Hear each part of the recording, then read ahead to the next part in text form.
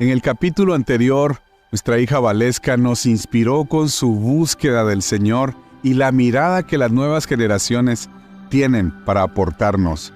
Para terminar, quiero hablarte de algo que sin dudas bendecirá tu casa, y es el altar familiar, de lo que más nos gusta hacer, y definitivamente creemos que no es posible un ministerio familiar sin un altar familiar.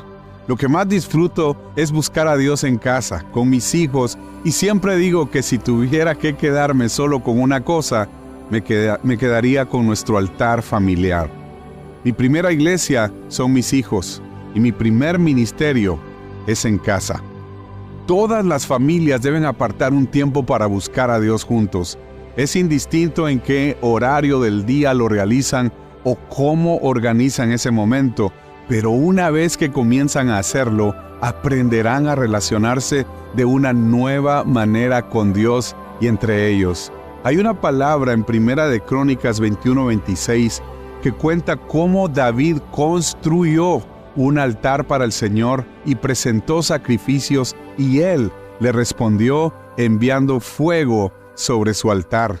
Algo que me encanta destacar es que David construyó el altar, y quiero que reflexionemos acerca de esta palabra. En primer lugar, debemos considerar que construir es un esfuerzo. David se esforzó para construir el altar, y como familias tenemos que saber que para construir el altar nuestro es necesario esforzarnos. Construir un altar familiar implica un sacrificio: apagar los celulares, dejar de ver una serie, no hacer ninguna otra cosa, enfocarse en construir un tiempo en familia. También esta escena nos enseña que si construyes un altar, Dios te responderá. Donde Dios mira un altar, Dios responde. Así como Dios le respondió a David con fuego, el Señor responde al que clama. Su palabra dice: clama a mí y yo te responderé y te enseñaré cosas grandes y ocultas que tú no conoces. En tercer lugar, debes saber que cuando levantas un altar, instruyes a tus hijos. Les enseñas a agradecerle a Dios por todo, a arreglar las diferencias, a adorar a Dios en toda circunstancia. En nuestro caso, nos gusta cantar. Me voy al piano, cantamos juntos, y a confiar, porque Dios les hablará al corazón de nuestros hijos. Al mismo tiempo, en Deuteronomio 6, versículos 5 al 9, esto es muy importante para el altar familiar. Dice: por eso ama al Señor tu Dios con todo tu corazón, con todo tu ser y con todas tus fuerzas. Recuerda siempre estos mandamientos que te doy hoy. El verso 7 dice: enséñaselos a tus hijos y háblales sobre ellos cuando estés en tu casa, cuando camines, cuando te acuestes y cuando te levantes. El 8 dice: escríbelos y átalos en tu brazo como un recordatorio y llévalos como cinta en tu frente. Escríbelos en las puertas de tu casa y a la entrada de tus ciudades. Ahí está el altar familiar. Debemos recordarles a nuestros hijos todos los días la palabra de Dios. Tenemos que construir el altar, y para ello debemos repetir, repetir y repetir. Debemos leer la palabra con nuestros hijos y orar juntos. El altar familiar es oración, palabra y adoración. Demos gracias a Dios. Compartamos lo que Dios nos viene hablando. Cantemos canciones de alegría si estamos gozosos, y si alguno está pasando una situación difícil, oremos por él. Y por último, debemos entender que el altar familiar no solo se hace cuando todo está bien. Aún en la prueba más difícil, le damos gracias a Dios. Recuerdo que unos meses antes de realizar una grabación en vivo en el Crypto Arena en la ciudad de Los Ángeles, California, operaron a mi esposa. No nos imaginábamos que iba a venir esta prueba. Fue muy fuerte.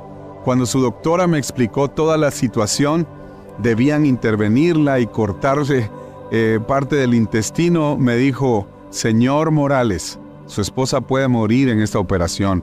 Cuando me dicen esto, me fui a orar con mi hija Valesca. Esta vez el altar familiar eran puras lágrimas. Al día siguiente, antes de entrar en el quirófano, yo pedí hablar con mi esposa, y cuando nos vimos por videollamada, fue algo tan fuerte. Mi esposa me dice, alguien escribió una canción que se llama Mi Dios es más grande.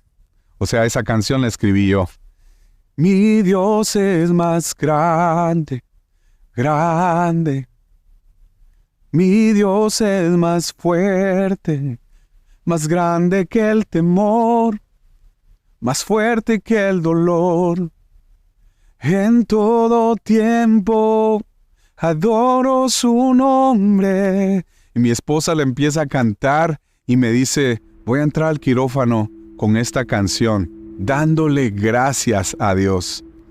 Ella con una sonrisa entró adorando a Dios y seguimos el altar familiar, solo que en el hospital. Mi esposa entró al quirófano, adoró al Señor, la anestesiaron y la operaron. Recuerdo que después fuimos al hospital durante 6 días y ahí estábamos con nuestros hijos cantando, adorando, dando gracias con mi esposa recién operada, haciendo el altar familiar en el hospital. El altar familiar es dar un paso más, porque el hombre no puede guiar a su familia sin antes no tiene su devocional personal. Pero cuando ya está alineado con el Señor y se encuentra con su esposa y sus hijos, es como cuando juntas antorchas encendidas y se unen, y ese fuego es impresionante todo lo que sucede. Si mantenemos el altar encendido, Dios va a avivar los corazones, va a avivar a nuestras familias. Sabes, en todos estos años hemos aprendido que es posible amar y servir a Dios en familia. Yo y mi casa serviremos al Señor. Es la palabra que nos ha sostenido y que nos orienta en cada temporada. Le pido al Señor que todo lo que compartimos en esta serie haya sido de edificación para ti y tu familia, y que más que nunca cuides tu lugar secreto, edifiques tu hogar con la sabiduría de Dios, cultives frutos y no solo apariencias, no solo hojas, y que juntos como familia, todas las generaciones unidas construyan un altar de adoración y que no se apague. Dios te bendiga y bendiga toda tu casa.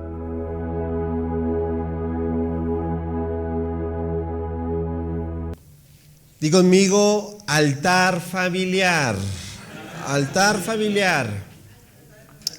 Fíjate que cuando la historia del arca de Noé, ¿quién no conoce la historia del arca de Noé, verdad? Pasó el diluvio, se estaciona, por así decirlo, el arca, y nótate los detalles, porque ese detalle es impresionante. Noé baja del arca. ¿Tú qué podrías hacer? Lo primero que dices, iría al baño, iría corriendo a tocar tierra, iría tal vez a ver cómo está, a inspeccionar, ¿no? ¿Qué me espera? A ver si por ahí hay un almuerzo, no sé.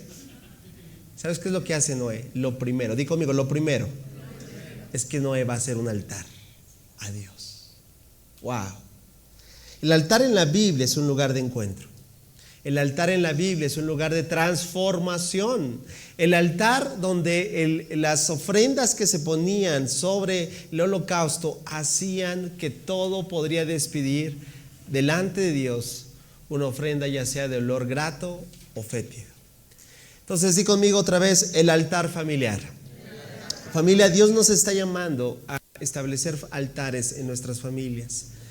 Espiritualmente creo que aquí está la respuesta. Si nuestras familias hoy espiritualmente están fuertes y sólidas, se debe mucho a cómo está el altar familiar. Por eso en esta mañana solo quiero dar, como dicen, a vuelo de pájaro, estas 6 verdades que escuchamos en el video desde la narrativa bíblica. Y vamos a empezar a repasar la primera. Número 1, di conmigo, construir un altar. Dilo fuerte una vez más, construir un altar es un esfuerzo. Bueno, dices, ya empezamos mal, ¿no? Porque a mí háblame de que las cosas me las hagan, no me digas que yo lo tengo que hacer, ¿verdad? Estamos acostumbrados a esta sociedad, ¿verdad? Lo fácil, la ley del menor esfuerzo, cada vez tenemos mayores pantallas que nos facilitan, vivimos en una era ya de inteligencia artificial que ya no nos lleva a pensar y replantearnos todo. Es decir, parece que construir algo en este tiempo ya es del siglo pasado, es algo de alguna otra forma alejado de lo que nosotros queremos. Pero de aquí parte todo, por eso está en primer lugar. Porque ¿cuántos perciben que construir un altar implica una decisión determinante? Y claro, ¿cuántos saben que lo que realmente vale la pena en la vida es lo que nos costó trabajo? ¿Sí? ¿Valoras lo que te costó trabajo? Porque detrás de eso que está, le imprimiste esfuerzo, le imprimiste tiempo, le invertiste no sé cuántas cosas y queda la satisfacción de decir, wow, esto me costó y lo valoro. Pero ¿cuántos podrán decir lo mismo de algo que se te regaló? Algunos ¿sabes? Cuando en casa batallamos algunas de las cosas que nos han regalado, que por ahí dicen, ¿y dónde está esto? Pues por ahí, sobre todo con mi hijo, le hago ver eso, ¿no? ¿Por qué? Porque lo que no se obtiene, no se valora. ¿Estás conmigo? Construir un altar va a determinar un gran esfuerzo. Mira, hay tantos versículos que podíamos tomar, pero yo quiero referenciar lo que Pablo le dice a Timoteo. Recientemente hablábamos de Timoteo. Y Pablo le dice puntualmente, mira, si la fe, la vida tendría que ser, pues ya hizo Dios todo, tú quédate ahí estático. No, hay un término muy importante que me agrada que dice Pablo a Timoteo. Timoteo, mi querido hijo, dice, sé fuerte. Otra vez di conmigo, sé fuerte. Otra traducción dice esfuérzate, de ahí viene el término esfuerzo, de fuerza, de sé fuerza, esfuérzate. Esfuérzate. ¿Y en qué tenemos que esforzarnos? Dice, ¿por medio de qué? De la gracia que Dios nos ha dado. Familia, esa gracia que Dios nos ha dado de conocerle hoy, de saber de Él, es una invitación a que tú y yo tomemos esta primera decisión. Ojo, no te vamos a obligar, nadie te va a poner una pistola, no vamos a ir corriendo detrás de ti a ver qué haces de lunes a viernes, a qué hora lo haces, cuánto tiempo lo haces, tienes ahí tus hijos, tienes instrucciones claras, ¿sabes? Pero escucha bien, si tú decides establecer un altar, es una decisión determinante que implica un esfuerzo, porque como lo decía en el anuncio del club de lectura, en tiempos donde no hay tiempo, donde todos vinimos corriendo, ¿verdad que sí? Y muévete para allá y muévete para otro lado, necesitas determinar. Y enfatizo un poquito más esta, porque esta es determinante. Si tú no lo decides construir, no quiere decir que Dios no te ama, no quiere decir que Dios no te está perdonando, pero sí te vas a perder de muchas cosas. ¿Estás conmigo? Te vas a perder de una revelación diaria, fresca, dinámica. Te voy a decirlo así, te vas a cargar menos, te vas a estresar menos. Mira, hasta por sentido común, te conviene que construyes un altar. Ahora, lo que más me entusiasma es el número 2, porque para todos aquellos que deciden construir un altar familiar, ¿sabes? ¡Wow! Dilo fuerte, Dios responde. Número 2, si construyes un altar familiar, ¿qué pasa? Dios te responde. ¿Cuántos dan gracias a Dios por ello? A lo mejor hoy en día dices, pues no sé por qué Dios no me ha respondido. Y la pregunta que yo te hago es, ¿y dónde está el altar? ¿Y cómo está el altar? Hay una sola oración, escucha bien, esto es teológico profundo, que el Señor no responde. ¿Sabías que hay una oración que Dios no responde? Todos abrieron los ojos. ¿Sabes cuál es? La que no se elabora. Yo sé que la Escritura también nos da lineamientos. Santiago nos da recomendaciones de cómo debemos de pedir, de aquellos que piden para sus, habla de una oración eficaz, o sea que hay una oración ineficaz, sí. Juan nos dice que si pedimos conforme a su voluntad, Él nos oye. Pero ¿cuántos están dispuestos a comprobar esto que es una realidad? A ver, no veo manos, ¿sí? Porque qué padre es decir, bueno, que ellos dicen que Dios responde, pero yo nunca lo he experimentado. Pues está ante tus ojos la oportunidad de que constates que esto es una realidad. El profeta Jeremías lo dijo de esta forma, ¿verdad? Hermoso, pídeme. Dios le dijo al profeta Jeremías, pídeme y te daré a conocer. Mira que, ¿cuántos quieren escuchar esto de parte de Dios? Te daré a conocer ¿qué? Secretos. ¿Te gustan los secretos? No el chisme, los secretos. Es lo mismo, no. Secreto es alguien que das confianza, ¿cierto o no? De que volteas y le dices, oye, ven, te voy a decir algo. Te confío algo. Imagínate que tú seas el depósito de los secretos de Dios. ¡Wow! Eso me entusiasma. Que Él te muestre aquellas cosas que nadie más, por así decirlo, se entera a simple vista. Porque nadie, tal vez, recuerda, para un 2, primeramente hay un 1. No puede haber 2 si no hubo 1. ¿Y qué es el 1? Decidir construir un altar, porque es un esfuerzo. Y dice secretos, pero no cualquier secretos, dice secretos sorprendentes que no conoces acerca de lo que está por venir. Wow. ¿Cuántos les gustaría conocer lo que está por venir? Dice, sí, los jóvenes, inmediatamente el soltero dijo, sí, yo quiero saber con quién me voy a casar. ¿Ah? Algunos dijeron, a ver si me saco la lotería el próximo año, o a ver qué viene. No, yo sé que todos estamos con una disposición de saber qué es lo que viene. Todos deseamos, aunque lo neguemos. A mí me encantaría saber, ¿verdad?, si mi equipo va a ser campeón el próximo año, ¿no? Que lo dudo mucho. Pero bueno, ya vivo en esa frustración. Ok, familia, solo lo digo para hacerte reír un poquito. Pero lo más importante, ¿sabes?, es que las decisiones que tomamos a diario no son un juego. Y podemos errar por no consultar a Dios todos los días, por no ver cuál es el panorama. Híjole, ¿cuántos de nosotros podríamos decir, Señor, híjole, si hubiese sabido, no me hubiera metido en tal cosa? ¿A poco no? Pero ya estás dentro. Bueno, si lo repites, eso se llama necedad. La Biblia lo dice. Pero si aprendes y entonces antes de aventarte, consultas al Señor, verás la diferencia. Amén. Tercero, ¿qué pasa cuando también levantas un altar? No solo construyes algo con esfuerzo, no solo te aproximas a que Dios te responda, también hay y voy a decirlo así, un involucramiento a otros. Y en este caso, los que tenemos la oportunidad de tener una familia, pues instruyes a tus hijos. Y qué importante, ¿cuántos saben que necesitamos que nuestros hijos caminen, entiendan el plan de Dios a su temprana edad, conozcan que Dios tiene un plan maravilloso para ellos? ¿Cierto o no, familia? Por eso, mira, el autor de Proverbios no se equivocó al decir este proverbio con una gran verdad. Dirige a tus hijos por el camino correcto. ¿A quién crees que le está diciendo esto? Dí conmigo, a un padre de familia. ¿A quién le está diciendo? A un padre de familia. ¿Tú tienes hijos? Tú eres un padre de familia.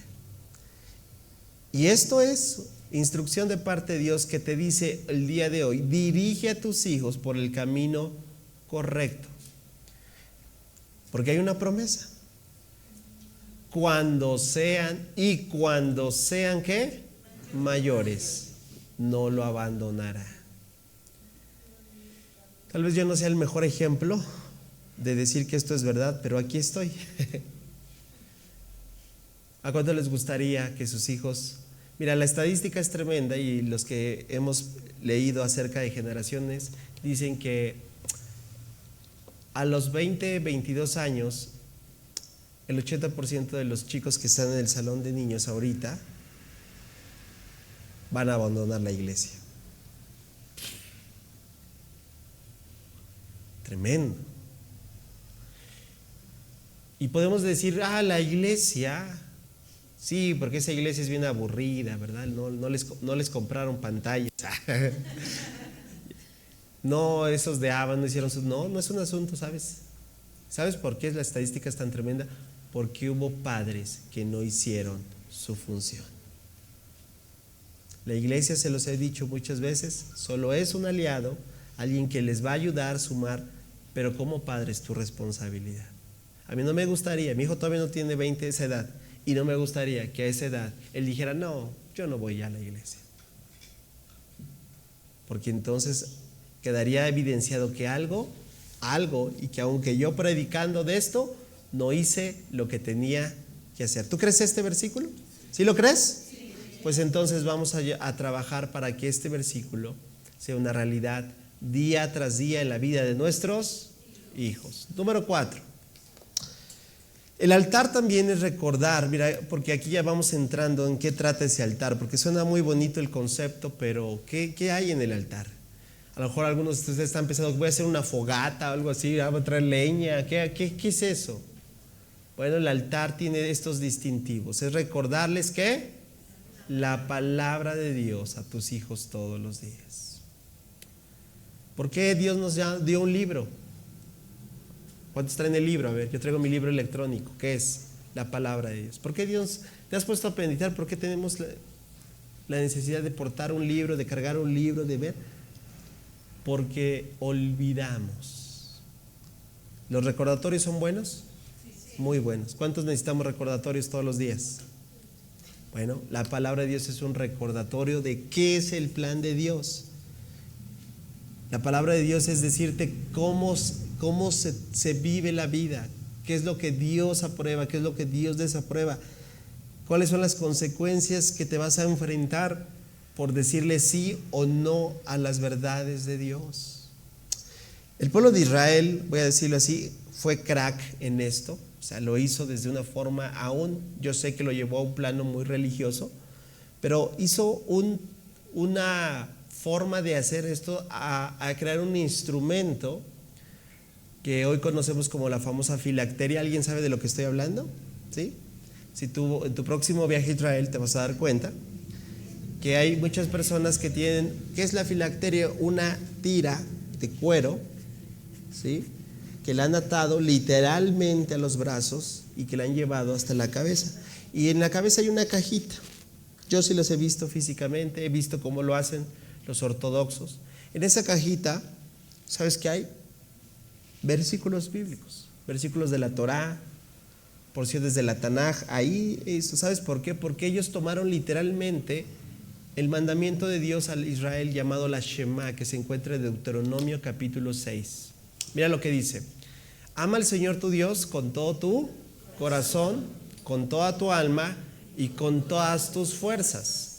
Debes comprometerte con todo tu ser. Vean nada más. Si hablábamos de una decisión en el punto 1, ¿verdad?, que nos va a tomar esfuerzo, vean nada más, ellos lo hicieron.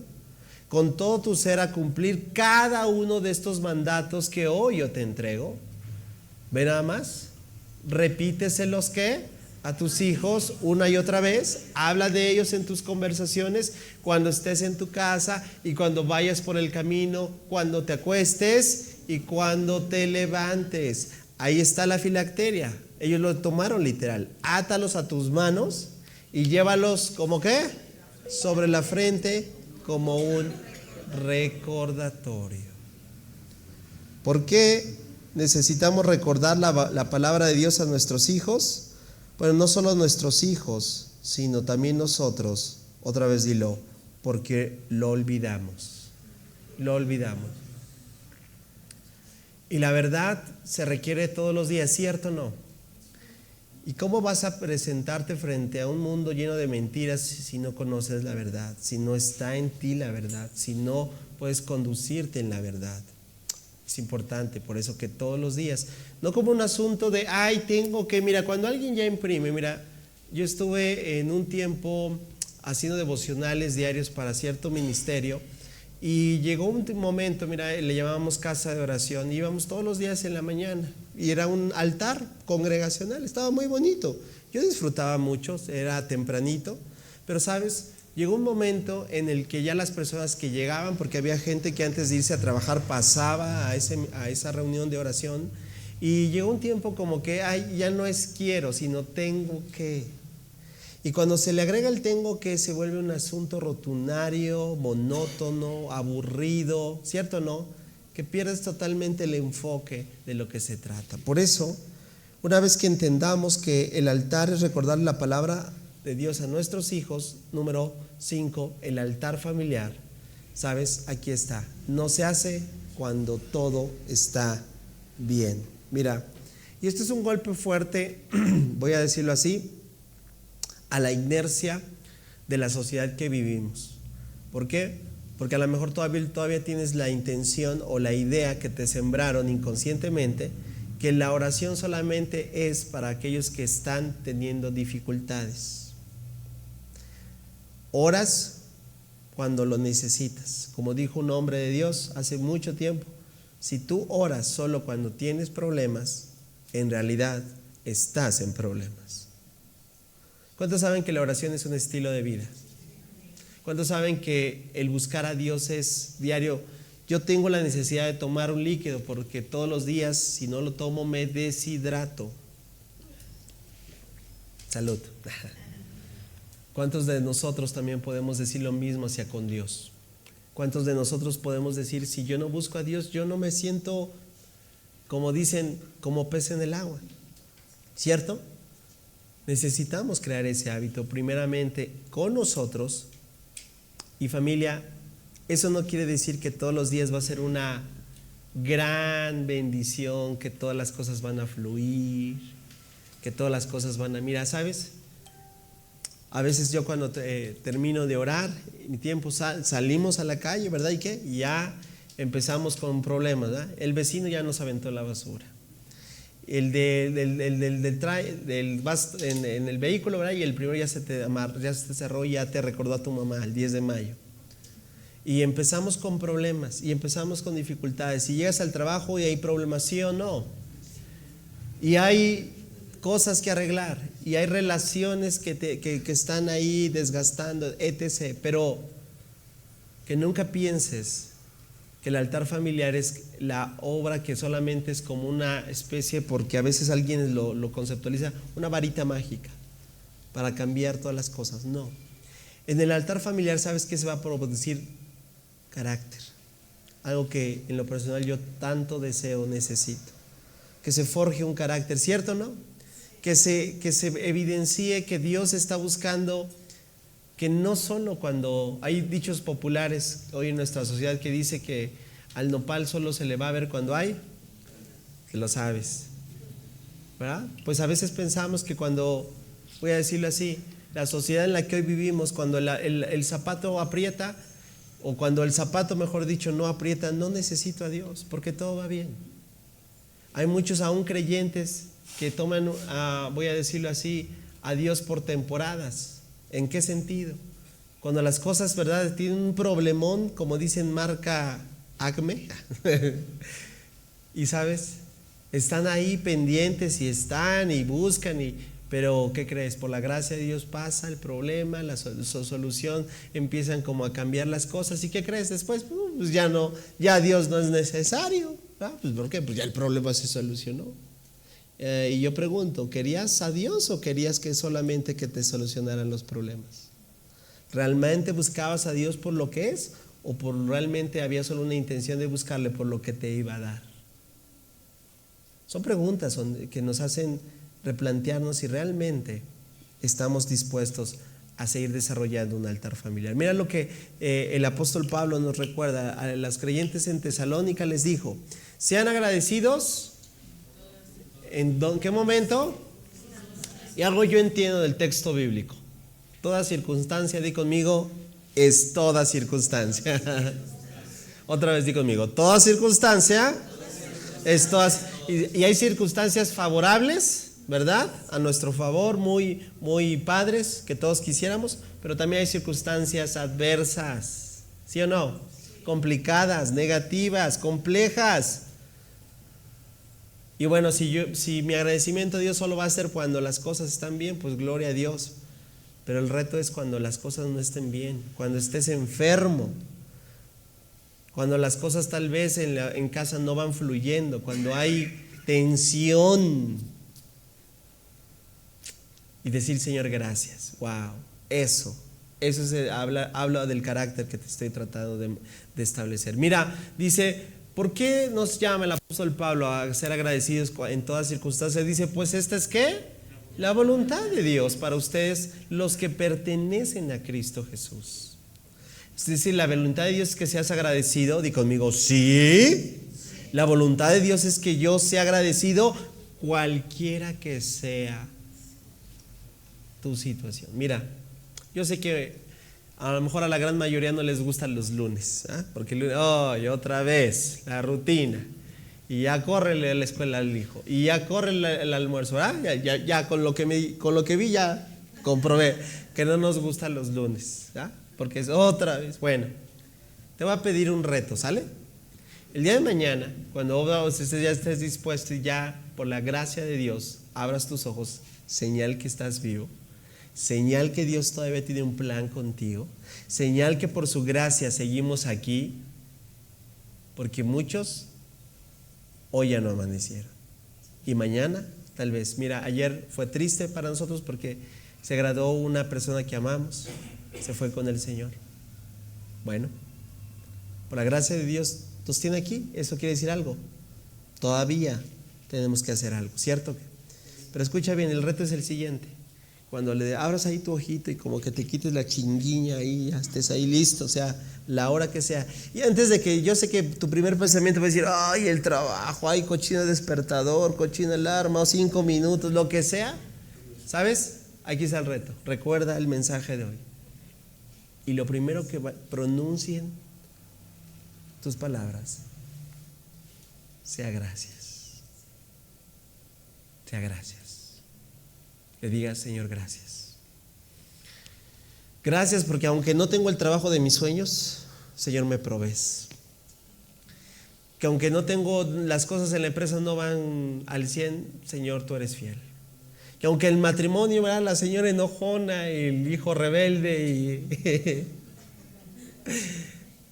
después decir, Señor, gracias por la familia que tengo. Wow. ¿Cómo crees que va a ser tu día si tú empiezas así?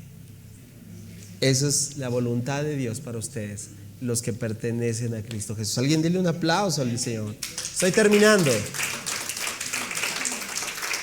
Último, porque yo quiero orar.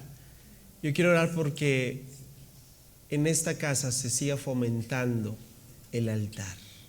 Bueno, algo tenemos como mexicanos y hay que reconocerlos. ¿Ah? Y es que un día sí, 3 no.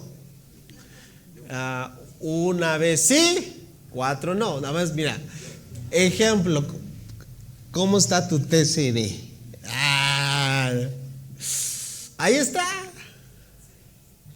Sí, me encanta porque cuando se empieza a ver algo de incomodidad, ¿sabes cuál es? El lenguaje corporal se empieza a ver así. Ok, por cierto, servidores, ¿hay que entregar o hay tiempo con Dios? ¿Vale? Di conmigo, el altar familiar. Una vez más, el altar familiar. ¿Cómo es? Constante. Constante. La constancia es una tarea pendiente para el mexicano, ¿verdad que sí? A mí me agrada, por ejemplo, la cultura japonesa porque ella es muy determinada. De hecho, las diferentes filosofías japonesas que yo aprendí en la universidad para el rubro en el cual yo me desempeñaba, me ayudaron. El japonés es muy constante, muy disciplinado, muy enfocado. Ellos dicen que parte de su filosofía dice que algún día la disciplina le va a ganar al talento. Yo creo que van por buen camino. Pero bueno, el altar familia, una vez más, tiene que arder. ¿Cuándo? Todos los días. Todos los días. Porque todos los días necesitamos a Dios. Es como si alguien pensara, bueno, hoy no voy a comer. ¿Por qué? Pues porque hoy no. Sabemos de qué ser constantes y qué no. Bueno, si tú no te das el lujo como yo de que un solo día no comas, ¿por qué si nos damos a veces el lujo de no orar, de no buscar a Dios? Mira cómo era en el Antiguo Testamento, en el libro de Levítico, nos dice algo clave. Entre tanto, el sacerdote encargado con esta función tenía que hacerlo constantemente, diario. Percíbelo, dice, el fuego del altar debe mantenerse. ¿Percibes la constancia? Ahí, la llama vigente, el fuego encendido, ¿sí? En los campamentos que hacemos, ¿verdad? El que se encarga de la fogata tiene que estar echándole leña y leña, ¿verdad? Si vamos a estar un buen rato ahí, vamos a tener que necesitar de más leña, porque si en un momento dejas que la leña se consuma, lo que vas a encontrar solamente van a ser brasas, ¿cierto o no? Van a ser carbones, van a ser solamente indicios de que ahí en algún momento hubo un fuego. ¿Cuántos de nosotros el día de hoy solamente lo que tenemos son cenizas? Boom. Que evidencia que alguna vez hubo un fuego. Es decir, pues ayer oré, pues ayer fue para lo de ayer, pero hoy necesitas nuevamente. Hay algunos, sabes, que viven con la revelación que Dios da a otros. No, Dios quiere revelarte a ti personalmente. No vivas con el fuego de otros. El fuego es personal, el altar es personal, el altar es familiar. Y tú y yo no podemos decir, bueno, pues hace 8 días sí que estuvo ungido, pero cada día, tú y mi responsabilidad es colocar leña en ese altar.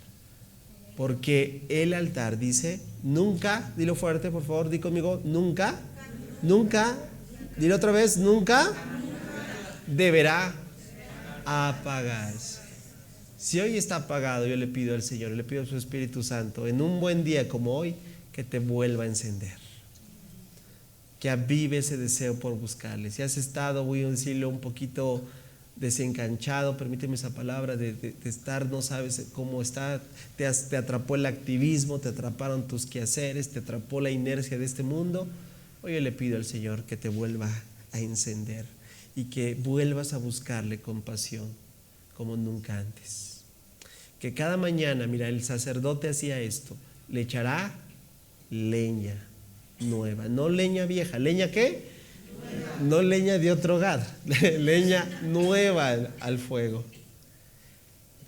Y dice, lo acomodará la ofrenda quemada sobre él, también quemará la grasa de las ofrendas de paz. Familia, ¿qué te parece si en esta mañana juntos terminamos tomándonos como una familia? No voy a llamar ahorita a los pequeños, pero tal vez en la segunda sí, pero ponte de pie, por favor.